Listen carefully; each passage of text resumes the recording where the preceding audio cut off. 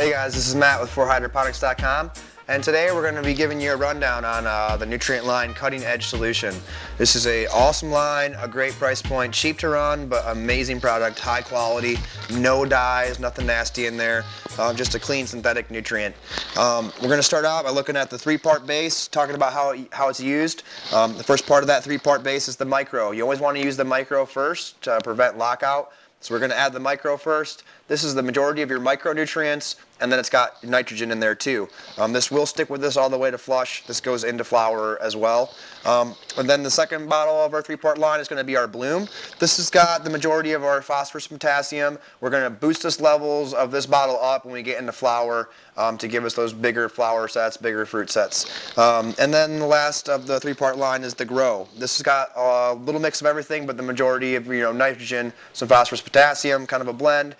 We're going to use this in the grow cycle. We'll keep this around a little in the flower cycle, and depending on your variety, you might stretch that out a little bit longer to keep them from yellowing out on you early. But a lot of people will drop this out in the first week or so, and we'll go just to these two bottles. We'll end up raising the volume of the bloom that we're using, and these two are going to get us through to the end as our base.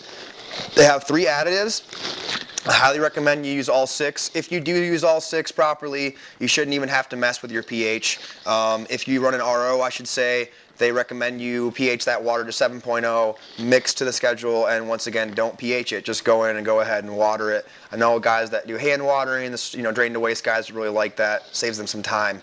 The first of the 3 additives is the Uncle John's blend. This is a potassium high blend.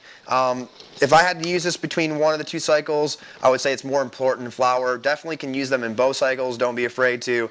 But because in flower, the plant's kind of at the end of its life, its metabolic rate has started to slow down. It doesn't have a very high ATP production, which is how plant produces sugars basically, and potassium's a big part of ATP, so adding this potassium in flower will help us increase the metabolic rate of the plant in its later stages of life. When we get to the calcium, it's the OMRI listed calcium, the plant amp. This has got a little bit of a quirk to it that maybe throws some people off.